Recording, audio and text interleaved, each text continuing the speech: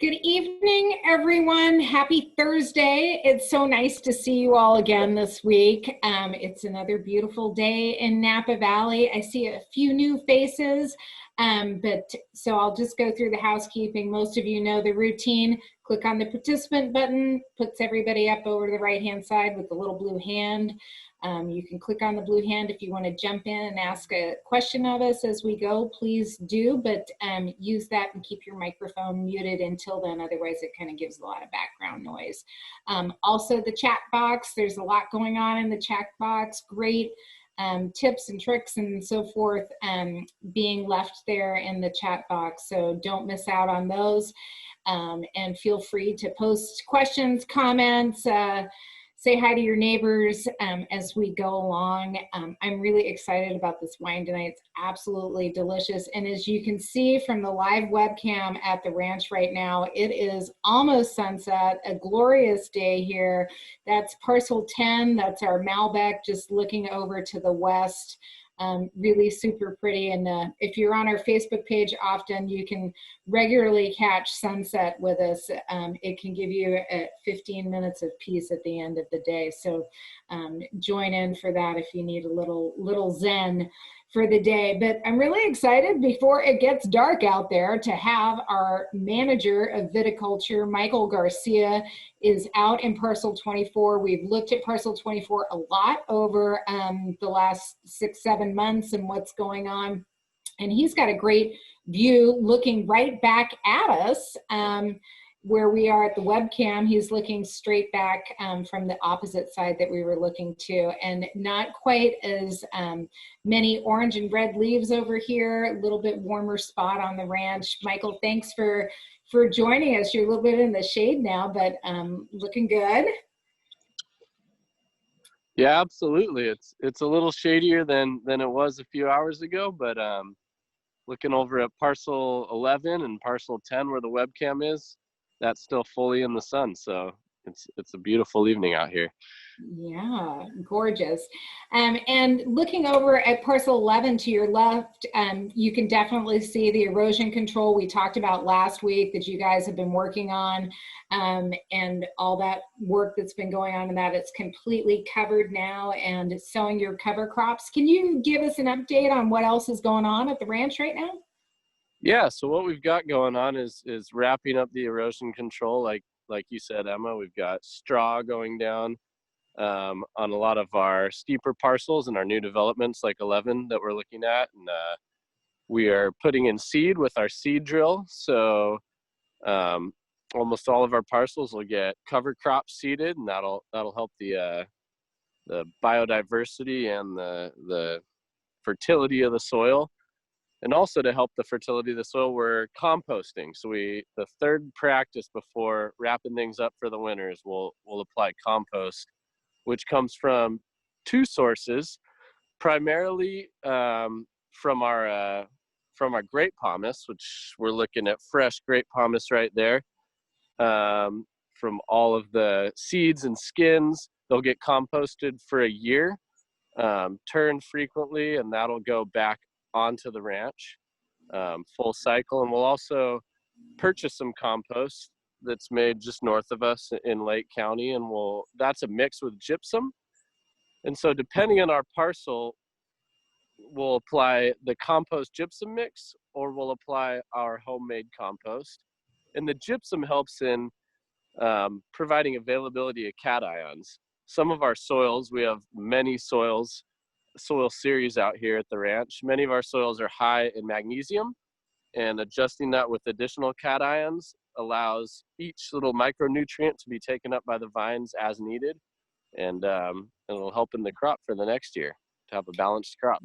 Yeah, and building up a lot of, great matter in the soil, and really, we want to keep the soil alive and fresh. And as you said, we want to keep that biodiversity on the property. And, in Napa, we have half the world's soil orders, and you can see there's a tremendous amount of diversity on the property. And we want to maintain that and we want to enhance it. So really pretty darn cool.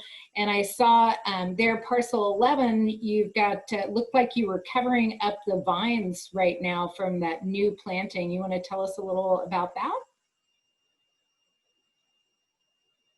Yeah, absolutely. It may be a little tough to see from our angle, being as it is across the lake, but the climate here, it's pretty variable. We get huge diurnal shifts, so it's not uncommon to get temperatures into the 20s as early as October. And so in this new parcel that we planted, parcel 11, we're covering All those little vines up. I think we lost your signal a little bit there.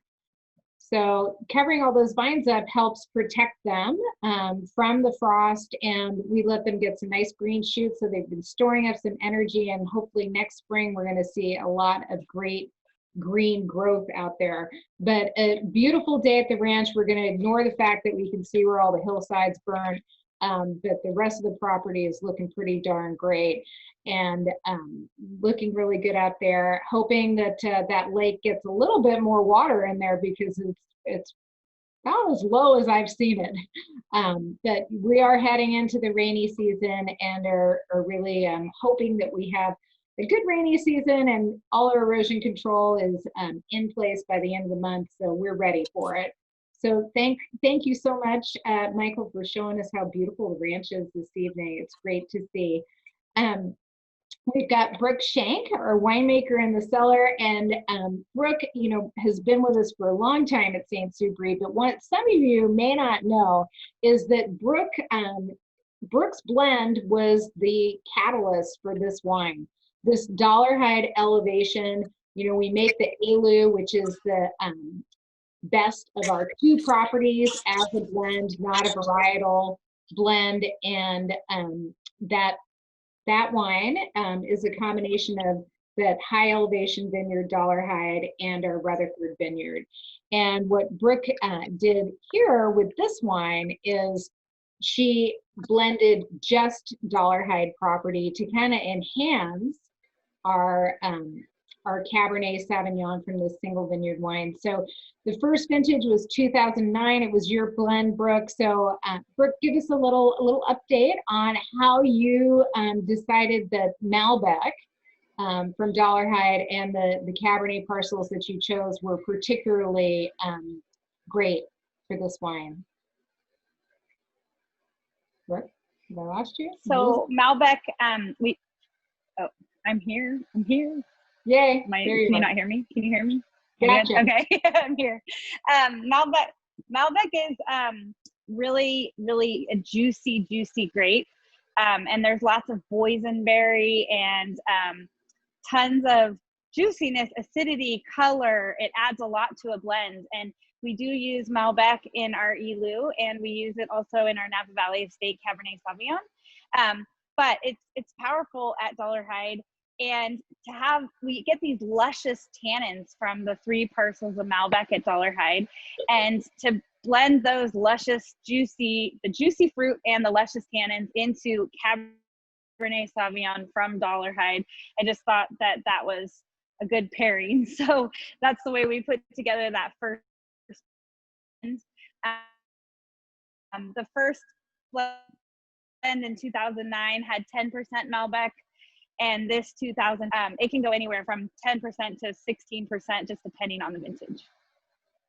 Well, it's really lush and delicious. And we've talked a lot about our red winemaking practices for some time. And, I think everyone knows that we're picking at night by hand. We're sorting it down to the berry, and really doing a lot of different lots that make up this wine and this blend. I mean, we have over 150 lots of red wines at the end of the harvest season that go into that blend. So what we thought might be kind of fun to talk about tonight was our VP of winemaking, Michael Scholes, and myself were in Saint-Emilion in 2016 with our barrel maker, Jean-Luc Sylvain, who makes the majority of our barrels for St. Supéry. And we had just such a fascinating visit that I thought it would be fun to share some of my photos and some other video clips that we have from that trip. And the really cool thing about our oak barrels, I mean, they're very expensive, but a lot of hard effort and labor goes into them. That, you know, in the time of Louis XIV, he nationalized the forest and he started sustainably planting and farming the forests in France to ensure that he would always have tall oaks for his ships. And that philosophy has continued today, except not for the ships, but they only harvest as many trees as they can continually harvest every year. So they're farming those forests in this great sustainable manner. And when all of our coopers purchase a tree, those trees lay out in their yards in France for about a year, and they sprinkle water over them, you know, during the summertime, and the oak is curing. And so then the first step after that year of the tree curing out in the yard, they're going to cut it into these logs. And so you can see that's basically the tree and all of its bark.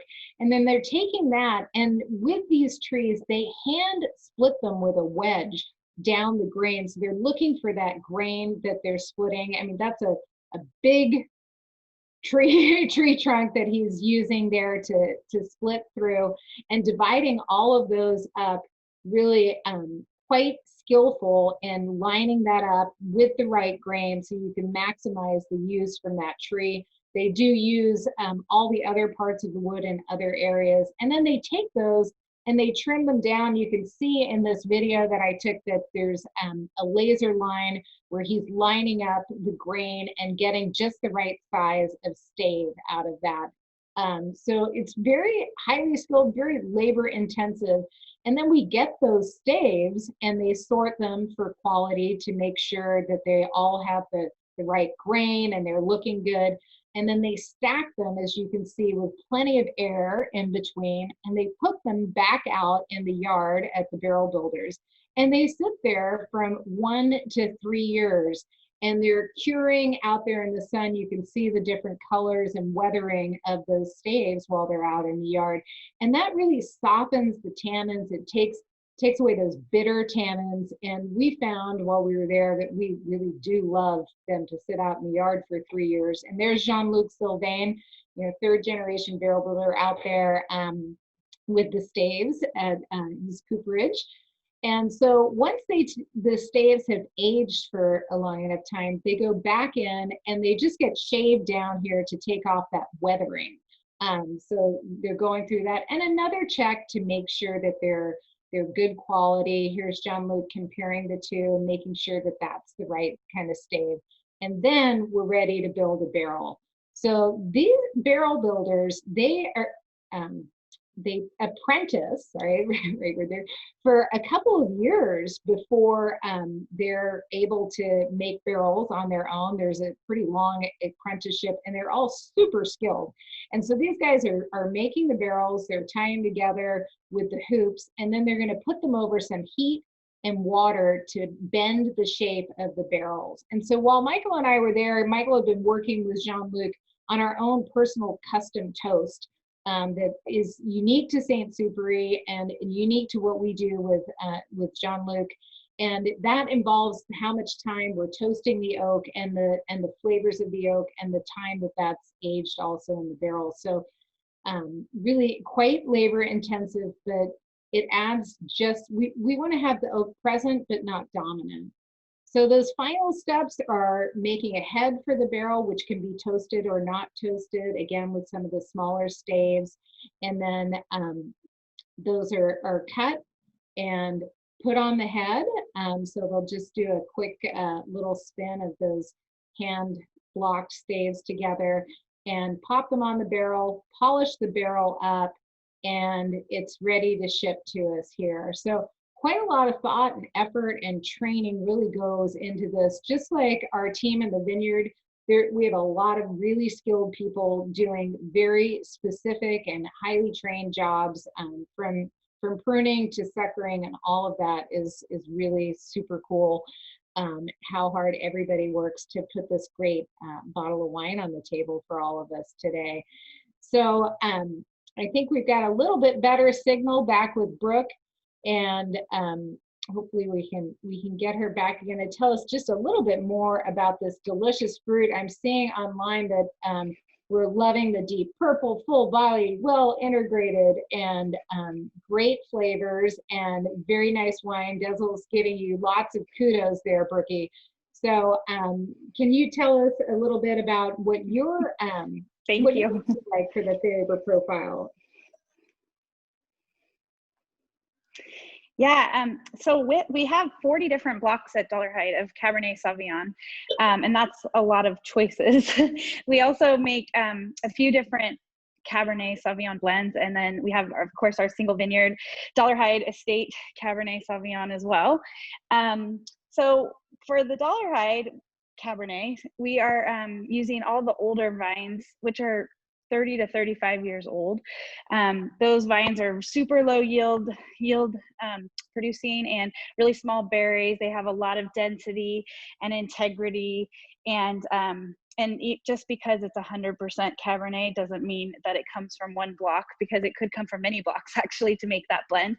Super complicated. Actually, all of our blends are pretty complicated when we sit down to blend, because we can start with, as we talked about, 100 to 150 different wines to just start the blending process. But with elevation, the vines have some a little bit younger than those older vines that were planted later, or maybe they were redesigned into newer facing vineyards or newer design or newer clones. So we have some of those vineyards, which are exciting because they show like a little different flavors, like maybe a lot. I see for me personally, there's some more fruit forward on this wine than maybe the Dollarhide Estate Cabernet Sauvignon that we have. So yeah, so it's a fun wine to make. I stock my cellar with this wine, and I hope you enjoy it. It's delicious, Brooke. It's really delicious. It's super juicy and just fantastic. I think everybody is enjoying it. And you know, one of the fun things, if you don't know, the label on this wine is actually a topographical map of the Dollarhide Ranch. So you have to get a pretty close look under the light, but just kind of a fun little thing that we wanted to do to depict that elevation of the property. So one of the extra special things that we have, guests that we have with us today, is Jessica Lawrence. And Jessica is absolutely amazing. She's a cheesemonger. She's an artist. She's a foodie, a display aficionado. She won the Cheesemonger Invitational winner in 2017. And calling her just a cheesemonger is not enough. She is an artist, and she was at the winery a number of years ago for our Arts in April program and really did a fantastic job training all of us. I have learned so many things from Jessica for my cheese display, and I know all of you love cheese and love wine, and you're going to be stealing all of Jessica's secrets after we have her today. Jessica, thank you so much for joining us. Oh, hi. Thank you for having me. Yeah, it is great to have you. And you know, there's so many wonderful things that I've learned from you. It's hard to even know where to start. But do tell us how you started in cheese and got involved in cheese, because you know your cheese. Yeah. Well, I always loved cheese, but it was kind of by accident that I got into cheese. So I actually was working for SDSU Research Foundation, but I was a customer of Venissimo Cheese, which is a local cheese shop here in San Diego. And as the projects that I were working on at the research center were kind of dwindling, I had a little more time and I needed to pick up a part-time job, and I wanted to do something fun. And I used to visit Venissimo about once a month. I'd spend about $30 each time, and I'd pick out 3 different cheeses. And I had just loved it so much that I was like, I'm going to apply there. And so I did, and that's kind of where it all started. And eventually my part-time job with cheese became my full-time job. So yeah, you have really you've broken down the cheese board for us to make it just glamorous and delicious and so seemingly easy. I mean, I feel like I've brought a lot of your tips and tricks. I'm not as good as you are, but I'm improving. I know I am. And so tell us a little bit about what how much cheese we should be purchasing per person and planning for. Yeah, so if you're wanting to make a cheese board at home, some of the most common questions that I received working behind the counter was, how much cheese should I get? So we estimate that each person will eat about 1 to 2 ounces of cheese if it's kind of like a light snack, so a starter with other food or after dinner, or if it's something served with a lot of other things like a buffet or something. But if it's like the main thing that's going to be served and it's like around a time that's like maybe dinner time or lunchtime where people are going to be pretty hungry, then you would want to up that up a little bit to 2 to 5 ounces per guest. So basically however many people you're expecting, you would want to do that, times that by that many people. The other thing that like people tend to also worry about is, what do I get?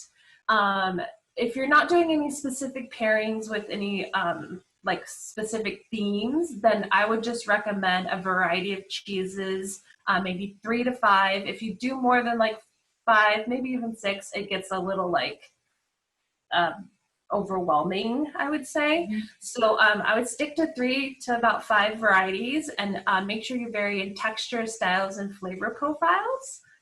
That way it just keeps things a little interesting, and there's something for everyone.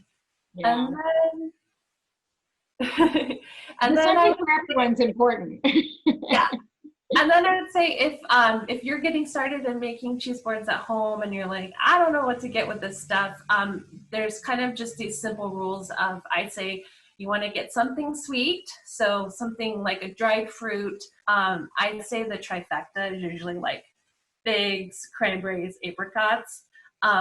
Those seem to be available everywhere and all season. And then you could always do fresh seasonal fruit, honey, any kind of marmalade or compote or quince paste is very popular with a lot of cheeses. Then you want to do something savory. So olives or like pickled things, cured meats, maybe a mustard. And you don't have to do all of these, and you could do a variety of them. It's kind of just like a jumping off point. And then lastly, I would try to incorporate something crunchy. So maybe something like quicos, which are like Spanish corn nuts, almonds or pistachios, and then of course crackers are a great option for that as well. So I think these are all great starting off points for someone who wants to start making their own cheese boards. Well, your cheese boards are fantastic. So so we've got all the ingredients and we're kind of ready to go. What are our next steps? So when you're ready to go, I would suggest cutting up all the harder cheeses into smaller portion sizes. So about a half an ounce to an ounce each. I also suggest cutting them into different shapes just so they can kind of stand out a little bit more on the tray. And so you can identify them more easily. So if someone goes, oh, what was this? If they're all cubed and they go, what is this cube cheese? You're like, oh, I don't know, because they were all cubed. So Right. Try to play with the shapes a little bit. And then if they're softer, you can keep them in relatively bigger pieces. Just make sure you have like a soft cheese knife to serve them with. And then when you're getting ready to lay them out, I would definitely lay out your cheese first with kind of equal separation area. Then next you would want to lay out your meat next, usually cascading down the board. Some people refer to those as like a meat, I've seen on the internet like meat river or meat lake or something like that. And then after that, you're just going to fill in all the extra gaps with all your accompaniments. So your dried fruit, your nuts, jams, crackers, nuts, all that stuff. And so that's going to be the base of your board. And then if you want to just take it up one extra level, what you could do is add a little pop of color with fresh herbs, or any kind of like edible flowers.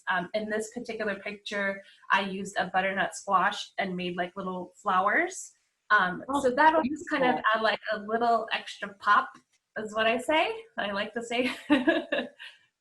Yeah, and I love that they feel so bountiful. You know, it's kind of, we sort of want to indulge ourselves just a little bit more right now, and having that feeling of bounty is also really nice. And I think that you know, now we can do smaller plates. We kind of want to do smaller plates if we have folks over in the garden and so forth, or at that very long dinner table, separating each other. And so we kind of want to make little plates. Suggestions from you on how to do some of those smaller plates, or plate per couple kind of thing?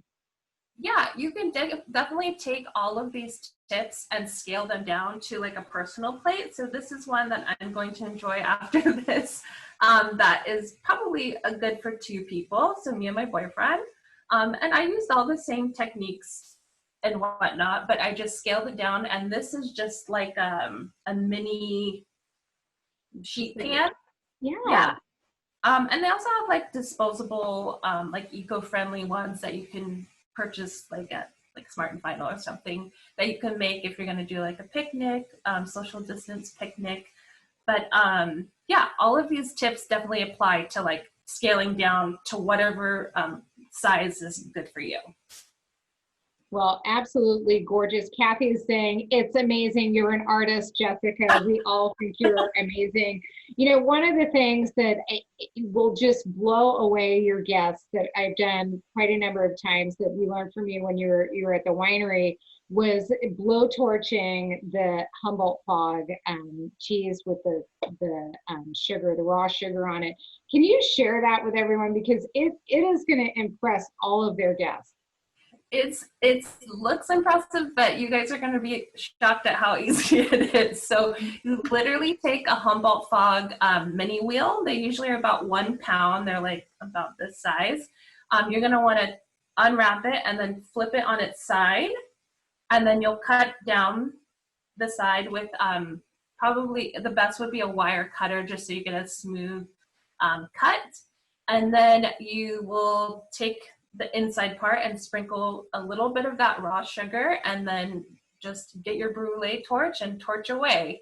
And it looks really great. I've done this where it's like the centerpiece basically, and then like surrounded with like blueberries and crackers and stuff like that. And it's really impressive, but it's super easy. I promise, it's so easy, and everybody loves it.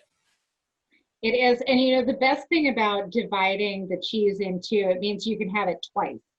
And serve it again, which I love. And it's sort of, for some of us, it might make a perfect birthday cake, things like that we all love. And George and Lisa are saying that Benissimo Cheese holds virtual cheese events on Wednesdays paired with wine. So maybe we need, and Sundays they're showing your cheese plates. So also another great thing to check out, that we all should be following you on Monger Mold and Milk on Instagram, because your handle is quite amazing and beautiful. But tell me things that I have not asked you that you need to tell us about, so that we make greater cheese plates and have more fun with cheese.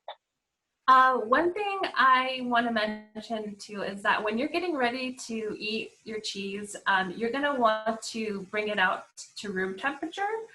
That's when the flavors are most pronounced and like at their peak. So maybe like once you're done, you can let that sit out for about like 30 minutes. The other thing that I think not that I'm known for, but like that I think have made me known for my trays, is I just like to play with all different kinds of little accoutrements. So these are like gooseberries that are great for like Thanksgiving, and you know, they're edible, but they add like a little nice festive color.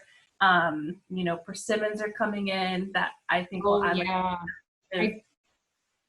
I do a lot of persimmons. We have a big persimmon tree. Yeah.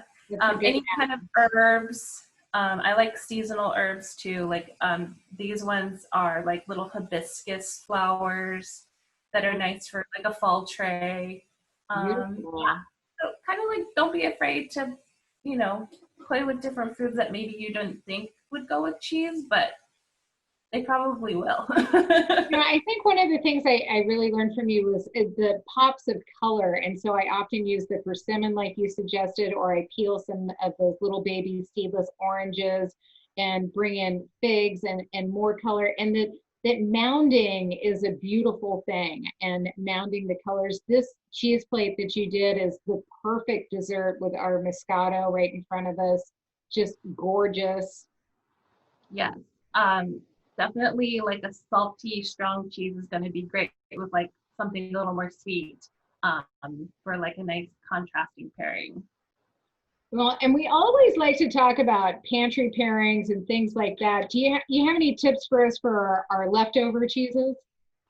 Yeah, so if you happen to buy too much cheese, which that rarely happens, but if you have leftover cheese, there is a really cool recipe that is called fromage fort, and basically it's by Jacques Pepin. I don't know how to say his last name, but when I was growing up, he was on PBS all the time with his daughter. So this is his recipe, I think. So he basically like every month would take all his cheese bits and throw them into a food processor with garlic, white wine, and black pepper. And then you just pulse it into it until it turns into like a kind of a creamier texture. And then you can just eat that as a dip with like vegetables or toast, or you can even put it on like a crostini and then broil that for like a little bit more of that melted kind of texture. That was delicious. And you know, the crostinis and having them all bubbly so everyone has their individual ones is a nice way, because there's not a lot of hand touching things. So I love that. Great tip. I might just intentionally make that because it looks so good. Yeah. Really a wonderful. good one too, if you want to just throw some of your cheese bits in there too. Yeah, that looks absolutely delicious. Thank you so much for these tips. I know everybody's going to be channeling you as we make our holiday mini cheese plates and bigger cheese plates and picnic cheese plates. The great tip with the little trays for the picnicking. We'll have to remember that for sure. And so Tod, Chef Tod, has done something amazing again this evening, as always, but a little bit heartier, because this wine, Scott, is quite hearty, but a lot of bright freshness that can stand up to really big flavors and big foods. So Tod, why don't you show us what you've got going there with those braised shortribs today? I think they're going to be amazing. My pleasure. Thank you. Jessica, thanks for all that cheese knowledge, dropping your cheese knowledge on us. Appreciate that. We're all big fans of cheese because we know how well it goes well with our wine. So speaking of going well with our wine, I thought that I would showcase some beautiful beef short ribs. I think it's one of those special occasion kind of things that you can make up ahead for the holiday feast or for gatherings and things. So it's one of those dishes that you can make, especially since we are heading into kind of the colder weather and the seasons are changing. It's great because you can do this slow kind of braised dish that is kind of really comforting and hearty. And so the idea on this is to take some beautiful cross-cut beef short ribs. You can probably get these at your butcher. You may have to special order them in some cases depending on the availability. But what they are is basically the part of the cow, the beef, where they cross-cut the bones. And I asked these suppliers to cut them into basically like a 3-bone section and about 2 inches thick. Let me just show you what I have right here. So here's a great example of a meaty, hearty piece of beef short rib. So there's 3 bones on the side, and they can cut them all different thickness, but this is a good one because it will braise up nicely and you'll have a really nice kind of a succulent piece of the meat by the time it's all done. Now this is an interesting piece of beef because it takes a long time for it to cook, to become tender. It is part of a motion muscle down towards the chest of the actual cow, the animal itself. And so it gets a lot of exercise in there, which means that it needs to actually cook for a long time in a moist environment, meaning that there's going to be some liquid in here. And so in this case, I'm going to utilize some of our red wine. I'm also going to use some nice beef stock. I'm going to get these going so that they can cook. And they're going to take probably about maybe 2.5 hours, all depending on how many you're making, how big of a batch, and how thick they are. But these I seasoned up well in advance. The recipe, if you happen to be following along, it was included in that, but you can also find it on our website.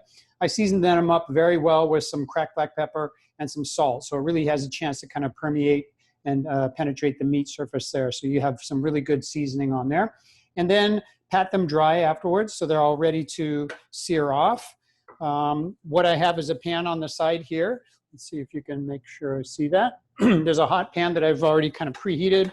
I'm going to put a little bit of some olive oil in the pan. Now the short ribs themselves, they do have quite a bit of fat on them. I trimmed off any of the excess because I don't want all that excess fat. As they cook and they braise and they kind of simmer away in that liquid, they are going to release more of their fat. So I just want to have enough. And again, I'm going to sear this nicely by going with the meat side down. There's 4 sides to this block cut. I'm going to sear the 3 meat sides and leave the bone side where there's just a thin membrane on there. I'll leave that side alone. So that one doesn't need to be seared. But first I'm going to sear down presentation side, the very top. That sizzle sound that you hear is great. That's what we want. We want to know that we actually have enough searing going on there. So it's going to develop that beautiful deep brown flavor and color. So that's going to help to flavor the actual braising liquid that we have that we're going to make. It's also going to give off an intensity of flavor and richness. And the reason this will work with this wine is because it's such a big, robust wine. It's so full and so rich that you can go with a very rich dish. There's always the nice acid that we have in our wines, the way that they're made. So it's almost like a little bit of a relief for all the richness that you might find in the short ribs themselves. While this is kind of searing, the other ingredients, I do have some of our red wine, so I'm going to add a little bit of our red wine in as a deglazing agent to remove some of the beautiful brown bits from the bottom of the pan. And then the supporting cast of aromatics and vegetables.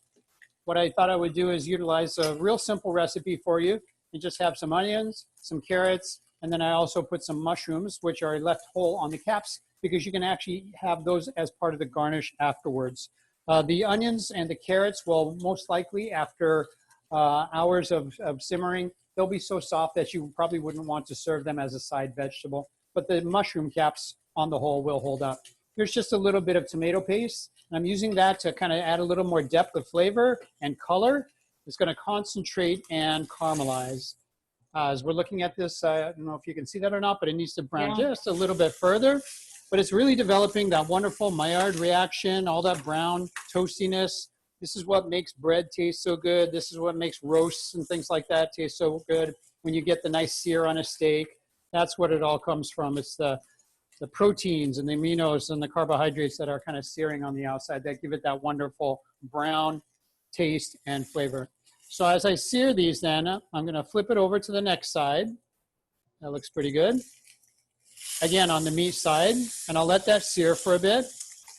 Now, obviously, I'm just doing one just to show you for demonstration's sake, but if you were to do a larger quantity, a batch of these, let's say that you had some for a party of maybe 4 to 6 people, you might be using a larger pan, maybe a Dutch oven.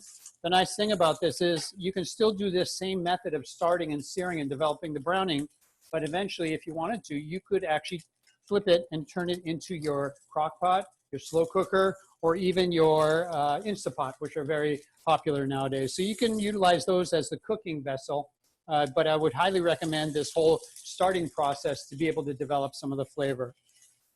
So Todd, you know, how many of these pieces like you have there do I need per person? Is that one per person, a half of one per person? These are really nice size because they are a couple inches thick and they're 3 bones wide. And so I would say definitely this is a 1 per person kind of a portion right there.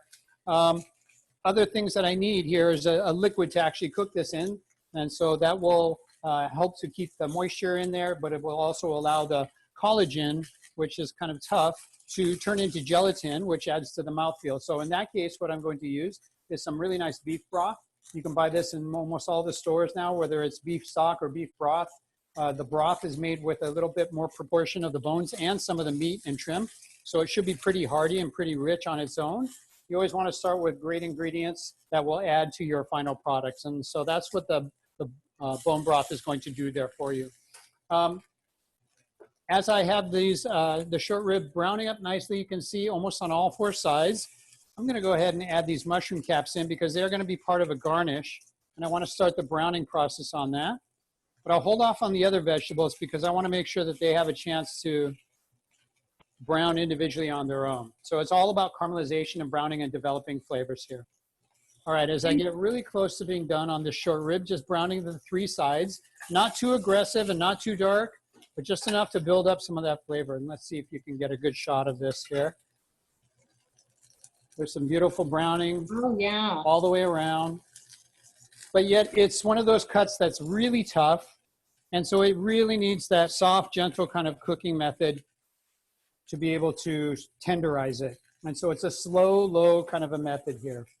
All right, so now that I have the beef out, I'm gonna use in the same pan, still building up more flavors, layering.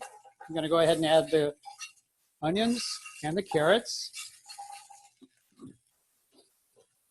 And so I'm gonna let these over still fairly high heat. I'm gonna let them caramelize. So what will happen here is I'll start to get a little bit of that brown edge. Sweetness will caramelize from some of the natural sugars that you have in the carrots and the vegetables. And Todd, I don't need to worry about my thermometer for this because we're going to cook it for a long time and slow cook. You know, I kind of rely on that thermometer. Right. So the internal temperature, the final degree of doneness on the inside doesn't come into play here because anytime you have a stewed item, a braised item, you're not so much worried about the internal temperature for doneness. There is no rare or medium rare because the meat actually itself would not be tender enough. So it's going to cook all the way through. The temperature will be much, much higher than 125 degrees medium rare or anything like that. So it's not like a steak temperature because the texture of this will be much different. And so that's one of the big differences. Anytime you have a tougher cut of meat that's going to cook in a moist cooking method like a braising or stewing, is that there is no finished internal temperature. So don't worry so much about the thermometer and checking on that. I'm getting some really nice color and a little bit of browning on the edges of the vegetables. That's all part of the flavor development here. So I'm gonna let that kind of continue to brown just a bit. The other aromatics that I have that work really well with this and tie in well with the wines especially is some fresh bay leaf. I also have some rosemary and thyme. So there's fresh herbs that I have that add a real nice kind of a resinous herb characteristic to it. So I'm going to add that in and that's going to perfume the sauce, add a lot of aroma to it as well. So let me just show you, if I can tip this up a bit, you'll see some color that's starting on the pan there. You might see a little bit of brown bits on the bottom, but the caramelization that's on the pan is great. That's what I'm looking for. In the meantime, the beef is just kind of holding, waiting to go back into the liquid here. So I'm going to add the tomato paste and I'll give it a stir around because I want it to coat all the vegetables. Now tomato paste is thick and it has a high sugar content. What I want it to do is get even deeper in flavor and color. So this is going to help to add a depth to the sauce, to the braising liquid, and impart its flavor. There we go. So now I'm starting to really smell that nice kind of caramelized tomato on top of the sweet carrots and all the other vegetables. And I'll just let that go for a little bit. The one thing I want to do is utilize some of our wine here. So our wine is going to be a great bridge ingredient because when you have a sip of the wine in your glass and then you go to have a bite of the short rib with that wonderful braising liquid sauce, it creates this natural bridge. It has that familiarity that's already on your palate. So it is almost like a bridge ingredient and it really works well. So there you can see some more color coming out of the pan, a little deeper and darker on the tomato. And that's exactly what I'm looking for. The vegetables are still fairly crunchy. I'm more or less worried. I'm looking for the color and the caramelization on the outside. Now that I have it at this point, I'm going to go ahead and add my wine.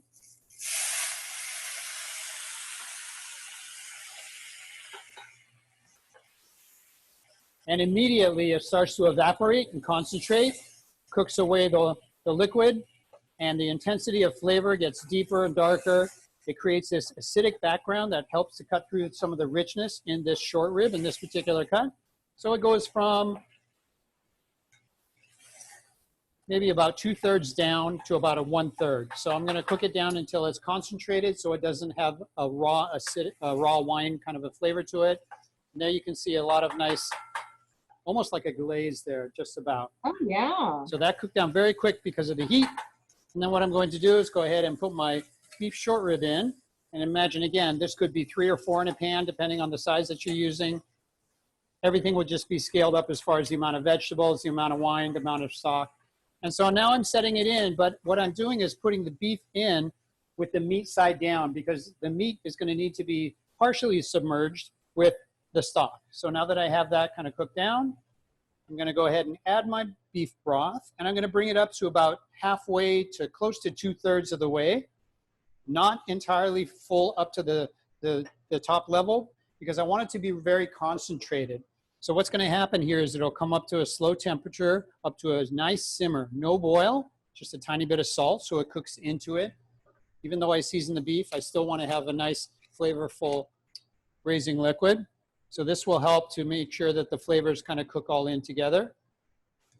And I'm going to drop in my fresh herbs. There goes thyme, there's rosemary, and there's bay leaf. So they're seasoned, there's aromatics. I've gone through the flavor building steps that are so crucial for a classic technique like this. And now I'm just going to bring this up to temperature at a very low simmer. And the liquid level, again, is only about halfway to 2/3. It's not full over covering. So that way all the flavor and concentration that I have here isn't washed out into too much liquid. It's much more concentrated into a rich, almost like a sauce afterwards. Very much gravy-like. So you're utilizing the pan sauce from here.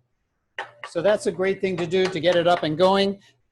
If you were to boil this or walk away from it or cover it and it becomes too hot inside, what will happen is the meat inside will actually steam. And when this steams, it tenses up and it will push all the liquid out. And it's basically an irreversible kind of a dryness that happens. So it's very important to bring it up very slow. You'll see slight bubbles going around the edge there at a simmer temperature. And then if you have a tight fitting lid for your specific lid or your Dutch oven, or at this point you're switching it over into your Instapot or your crock pot, you want it at the lowest setting. My oven is set at about 300 degrees. I'm going to cook it in the oven because it's soft, slow surrounding kind of a heat. You can do it on the stovetop like this all the way, but it is a little bit of a kind of a direct heat that comes from the bottom. So I'd rather have a softer kind of a way of cooking it.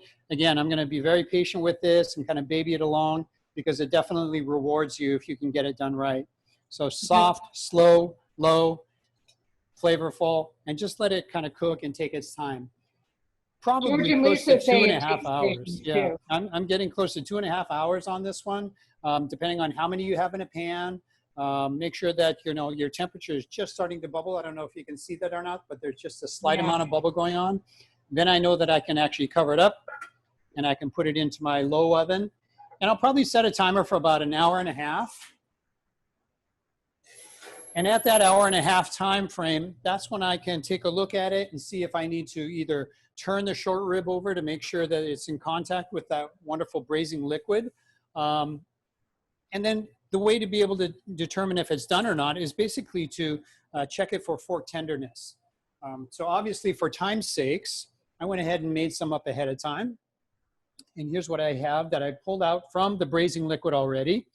And a couple things that you want to look for when you're wondering, okay, it's been 2 hours, it's been 2.5 hours.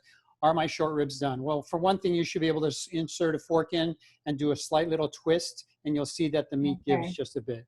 And so if you push in and pull out, then you know it's definitely done. That's called fork tender. That means that they're still holding its shape, but it's not shredded or overboiled to the point where there's no texture left to it. So on the inside of these short ribs, they've got a wonderful kind of succulence that's in there. It's that connective tissue, it's the collagen, it's that gelatin that gives it that kind of rich mouthfeel.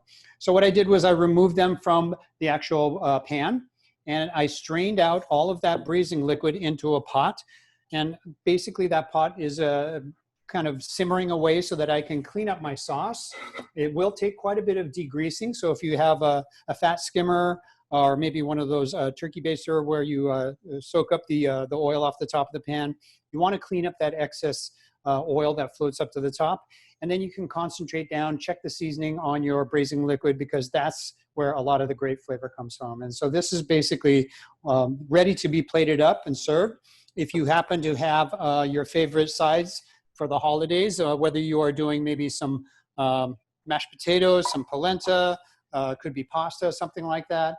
I happen to have made up some creamy, cheesy polenta ahead of time. This is a classic pairing that goes really well together with the richness of short ribs. And so you might find in a lot of Italian households or restaurants, you're going to find some super soft, creamy polenta. And this is polenta, which I finished with some cheese. And I don't know if Jessica has some recommendations for what she might like, her favorite cheese to go with this. I happen to put in a little bit of some dry jack cheese. It's an aged jack cheese that has a little sharpness to it, little nuttiness on there. And there's also a crust on the outside made of some really fine black pepper. So I think that works well with that, especially knowing that I'm going with a full rich wine. And so I'm going to put some of our polenta down. Creamy texture. It's a great canvas. I think Jessica's got some suggestions for us as well. What do you think, Jessica? Yeah, I would do either like a pecorino, aged pecorino, or Parmigiano Reggiano, but the dried jack is kind of in the similar vein of like those nutty, salty, sweet notes. So exactly. I'm really hungry. Really good. Right. Yeah, So, we're getting a lot of comments online. George and Lisa say it takes a lot of patience, but delicious. Tom made it and served it with pasta and said it was delicious. So some great recommendations to make this worth trying at home. And Bart and Dana are wondering if anything can be done with the bone marrow. So in this particular cut of the rib, there really is no bone marrow. It's a different part of the bone. So this comes from one of the ribs as opposed to the leg bones, which will have the bone marrow. But an important factor, and thank you for wondering about that, is that when you cook something in along with the bone, it's actually imparting the flavor that you seep out of it.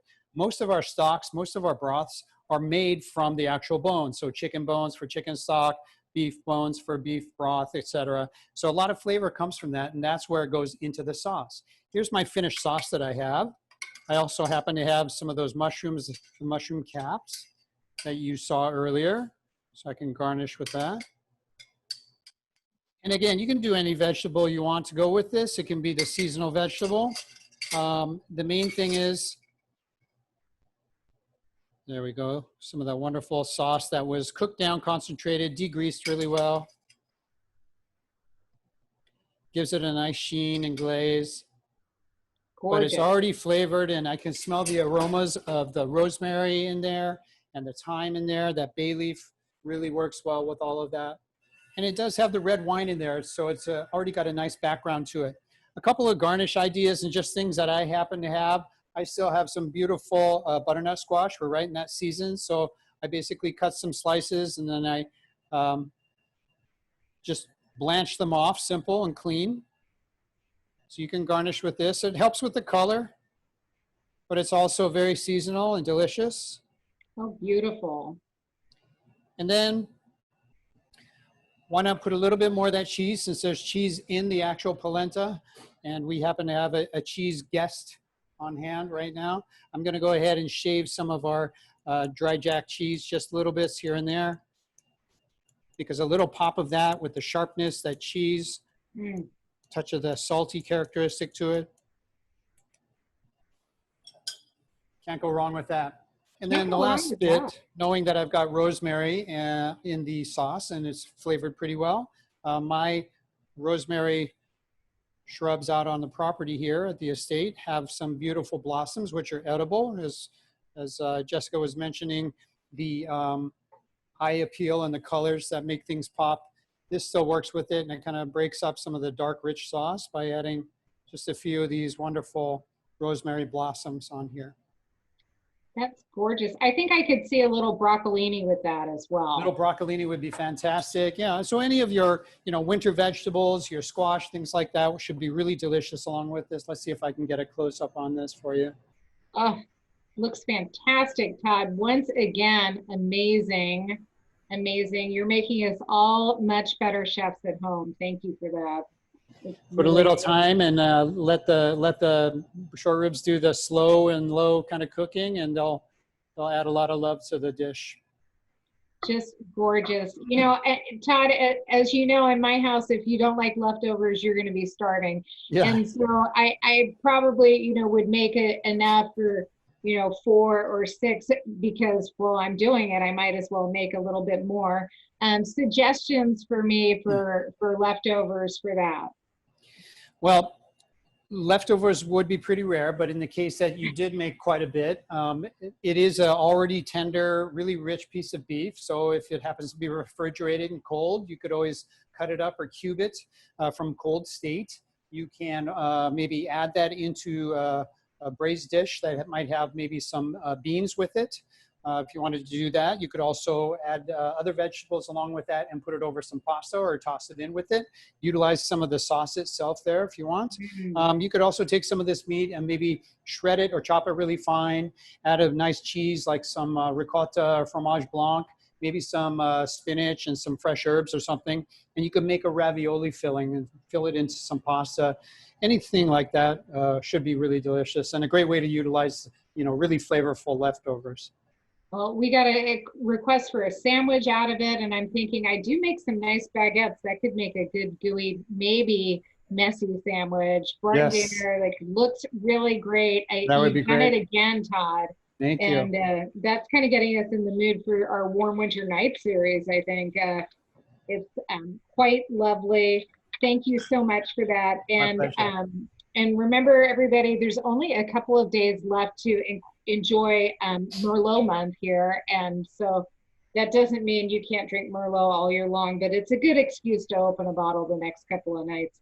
And we can't wait to see you next week. We're doing rosé and squash, maybe a little idea for a side as we head into the holidays, maybe just a good excuse to sip on some rosé and watch Todd do all the work and that miracle transition from the oven to the stovetop. So hopefully we'll see you again next week, and do follow us on social media. As you can see, the sun is setting there at the Dollarhide Ranch. Super beautiful day. If you need a little of that zen, do check it out on Facebook. And once again, thank you all so much for joining us. It's really special to all of us to share our Thursdays with you, and it's nice to see your smiling faces, your puppies, your kittens, and most of all, you. Somebody wants to attack our country. They don't need an atomic bomb. So thanks so much, and we look forward to seeing you all again next week. So until then, be well, be kind, don't forget to vote. Cheers.